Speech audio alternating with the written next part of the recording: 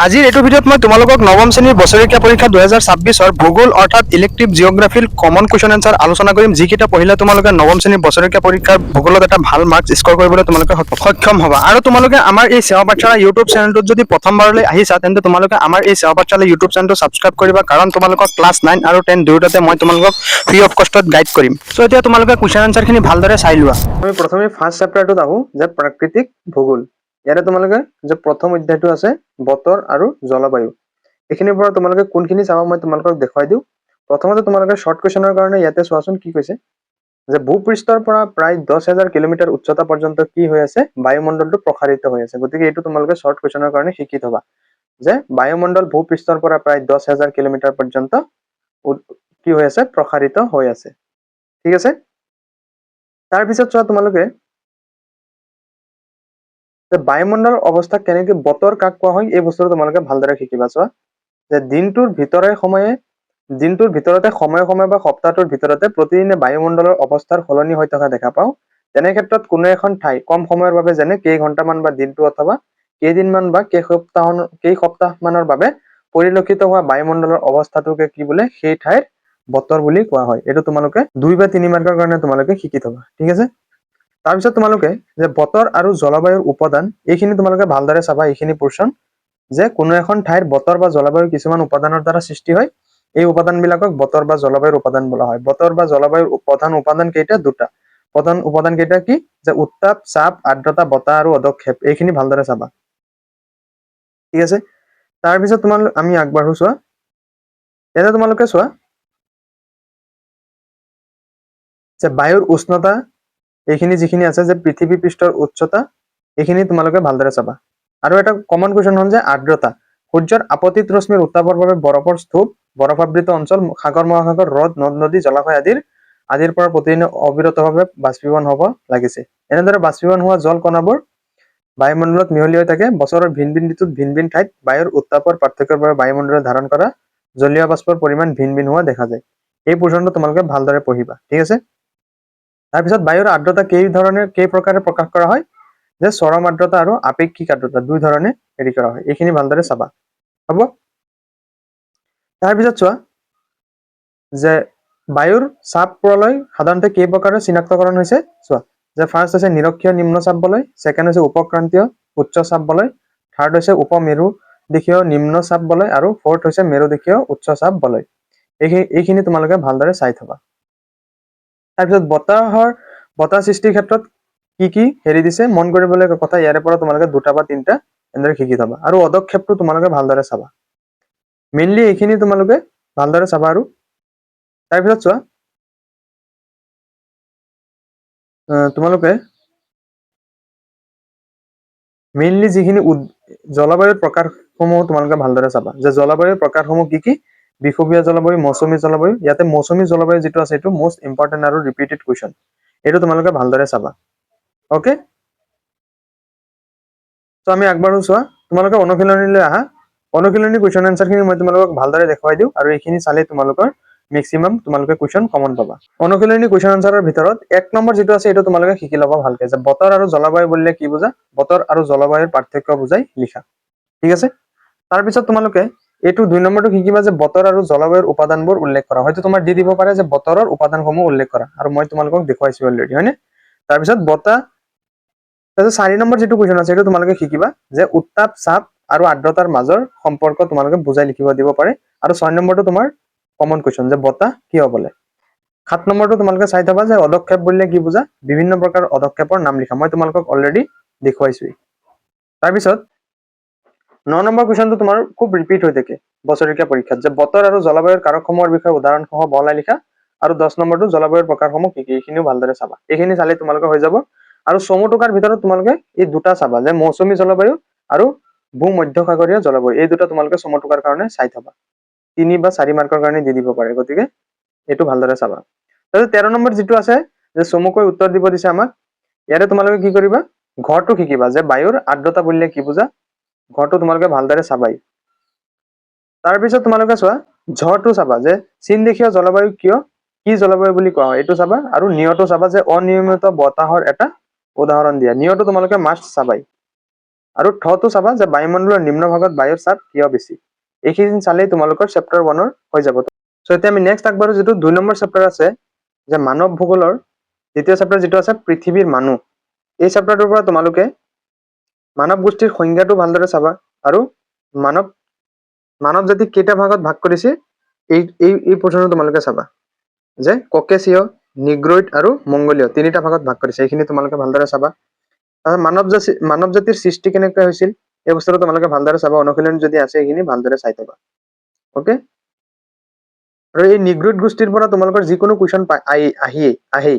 গতিকে নিগ্ৰইড গোষ্ঠীটো তোমালোকে ভালদৰে চাবা যে নিগ্ৰইড জাতিৰ লোকসকল প্ৰধানকৈ আফ্ৰিকা মহাদেশ, এছিয়া মহাদেশৰ ভিতৰত ভাৰত আৰু শ্ৰীলংকা, দক্ষিণ পূব এছিয়াৰ কিছু অংশ আৰু ওচেনিয়া মহাদেশৰ কিছু ঠাইত বাস কৰে। এইখিনি ভালদৰে চাবা।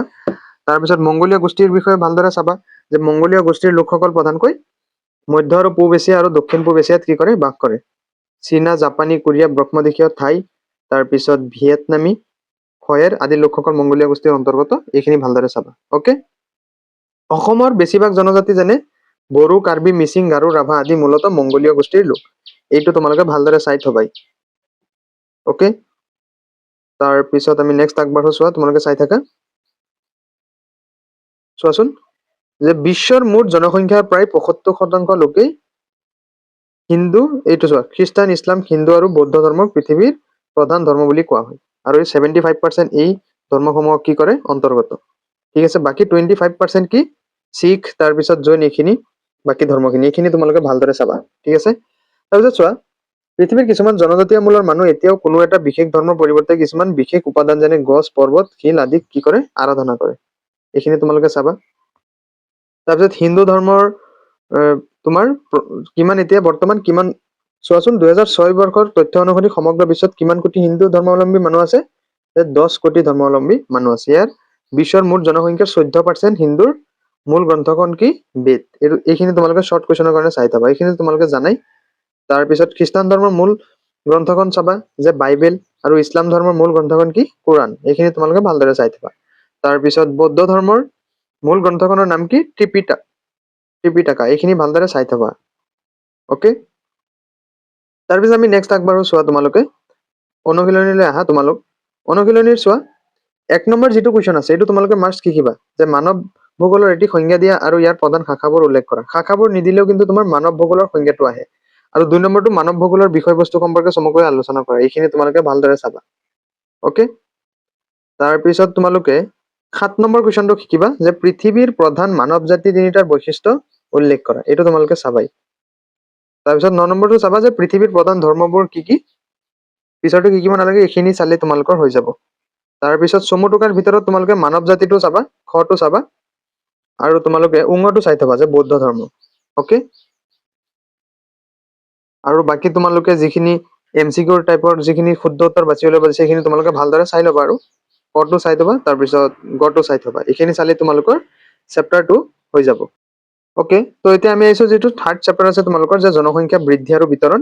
এই চেপ্টাৰটোৰ পৰা তোমালোকে যিখিনি মই তোমালোকক দেখুৱাই দিম এইখিনি আগতে শিকি ল'বা।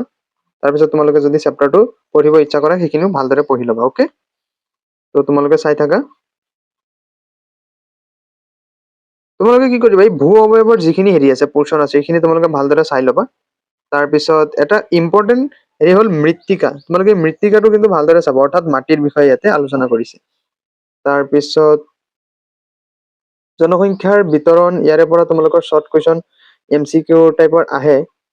তাৰপিছত এটা হ'ল ইম্পৰ্টেণ্ট জনপ্ৰব্ৰজন। চোৱাচোন যে কোনো লোক বা জনগোষ্ঠীয়ে তেওঁলোকৰ বাসস্থান ত্যাগ কৰি অন্য ঠাইলৈ গৈ কিছু দীৰ্ঘকালৰ বাবে বসবাস কৰিবলৈ লোৱা কাৰ্যক কি বোলে? জনপ্ৰব্ৰজন বোলা হয়। এইখিনি তোমালোকে ভালদৰে চাবা। ওকে, তাৰপিছত জনপ্ৰব্ৰজনৰ কাৰক কেই প্ৰকাৰৰ এইখিনি ভালদৰে চাবা। অন্তঃপ্ৰব্ৰজন বা অন্তৰ্দেশীয় প্ৰব্ৰজন আৰু প্ৰব্ৰজন এইখিনি তোমালোকে ভালদৰে চাই থবা। আৰু কিছুমান আছে কি আন্তঃৰাষ্ট্ৰীয় প্ৰব্ৰজন, এইখিনি ভালদৰে চাবা। আৰু তাৰপিছত জনপ্ৰব্ৰজনৰ কাৰকসমূহ এইখিনি অনুশীলনীত আছে, মই সেইখিনি তোমালোকক অনুশীলনীত কমন কুৱেশ্যন কেইটামান দেখুৱাই দিম।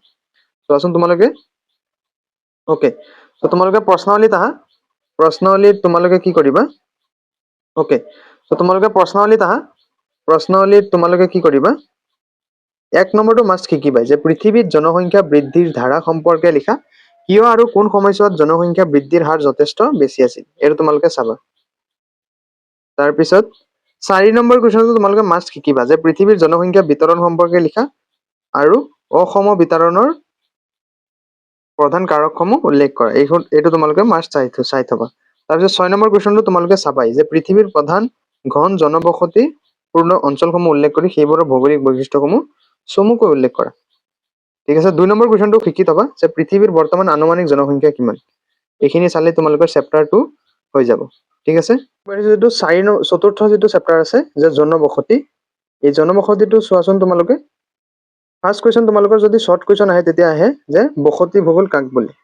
তোমালোকে চোৱা ভূগোলৰ যি শাখাত মানুহৰ বসতিৰ বিস্তাৰ আৰু ইয়াৰ লগত জড়িত প্ৰাকৃতিক সাংস্কৃতিক আৰু আৰ্থ-সামাজিক কাৰকসমূহৰ অধ্যয়ন কৰা হয় তাকে কি বোলে বসতি ভূগোল বোলে। এইটো তোমালোকে চাই থবা। ওকে। তাৰপিছত আমি আগবাঢ়ো। চোৱা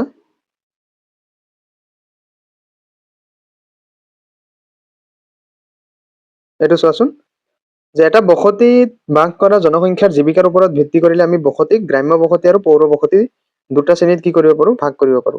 এইখিনি তোমালোকে চাবা। তাৰপিছত আমি আগবাঢ়ো। চোৱাচোন এইখিনিতো ইজি তোমালোকে এইখিনি ভালদৰে চাই ল'বা। আৰু গ্ৰাম্য আৰু নগৰীয়া বসতি এইখিনি আৰু তোমালোকক কি বুজাম তোমালোকে এইখিনি ভালদৰে ক্লাছত চাগে বুজি চাই। চ' আমি অনুশীলনীলৈ যাওঁ ব'লা। অনুশীলনীলৈ আহাচোন তোমালোকে প্ৰশ্নাৱলী। তোমালোকে 2 নম্বৰটো মাষ্ট শিকিবাই যে বসতি ভূগোল কাক বোলে ইয়াৰ মূল বিষয়বস্তু সম্পৰ্কে লিখা। তাৰপিছত এইটো শিকিবা 2 নম্বৰটো উদাহৰণসহ বসতিৰ শ্ৰেণী বিভাজন দাঙি ধৰা। আৰু 1 নম্বৰটো শিকি থবা এই জনবসতি বুলিলে কি বুজায় এইখিনি। ওকে। তাৰপিছত 7 নম্বৰ কুৱেশ্যনটো তোমালোকে শিকিবা যে নগৰীয়া বসতিৰ সৃষ্টি আৰু বিকাশ সম্পৰ্কে চমুকৈ লিখা। এইটো তোমালোকে ভালদৰে চাই থবা। 10 নম্বৰ যিটো আছে যে গ্ৰাম্য আৰু পৌৰ বসতিৰ ভূমি ব্যৱহাৰৰ বিষয়ে চমুকৈ লিখা। এই কুৱেশ্যনটো তোমালোকে ভালদৰে চাই থবা। ওকে। তাৰপিছত তোমালোকে 12 নম্বৰ কুৱেশ্যনটো চাবা যে গ্ৰাম্য আৰু পৌৰ বসতিৰ মাজত থকা সম্পৰ্কৰ বিষয়ে চমুকৈ লিখা। এই কুৱেশ্যনটো তোমালোকে ভালদৰে চাই থবা। তাৰপিছত চমু টুকাৰ ভিতৰত তোমালোকে এই বৃত্তাকাৰ বসতি আৰু প্ৰথম শ্বটো চাই থবা যে গ্ৰাম নগৰ সন্তত্যক এইখিনি তোমালোকে চাই থলে তোমালোকৰ যিটো 4 নম্বৰ চেপ্টাৰ আছে এইটো তোমালোকৰ হৈ যাব। ওকে। তো এতিয়া আমি আহিছো যিটো 5 নম্বৰ চেপ্টাৰ আছে যে সম্পদৰ ধাৰণা আৰু শ্ৰেণী বিভাগ। এইটো তোমালোকে চোৱা। এতিয়া তোমালোকে সম্পদৰ শ্ৰেণী বিভাজনটো তোমালোকে চাই থবা। কি যে প্ৰাকৃতিক সম্পদ, মানৱ সৃষ্ট সম্পদ আৰু মানৱ সম্পদ এইখিনি তোমালোকে ভালদৰে চাবা। তাৰপিছত তোমালোকে মানৱ সৃষ্ট সম্পদ যিটো এইটো তোমালোকে মাষ্ট চাবা যে মানুহে সৃষ্টি কৰা সম্পদক কি বোলে মানৱ সৃষ্ট সম্পদ বুলি কোৱা হয়। যেনে ঘৰ দুৱাৰ এইখিনি ভালদৰে চাবা। আৰু এইখিনি তাৰপিছত চোৱাচোন যে সম্পদক শ্ৰেণী বিভক্ত কৰিব পাৰি কেই প্ৰকাৰত যে পুনঃ সৃষ্টিক্ষম সম্পদ আৰু পুনঃ সৃষ্টিহীন সম্পদ এইখিনি তোমালোকে মাষ্ট চাই থবা। তো ইয়াৰ পিছত তোমালোকে অনুশীলনীত প্ৰশ্নাৱলীত আহা। প্ৰশ্নাৱলী তোমালোকে 1 নম্বৰটো শিকিবাই যে সম্পদ বুলিলে কি বুজা। এইটো বহুত ইম্পৰ্টেণ্ট কুৱেশ্যন।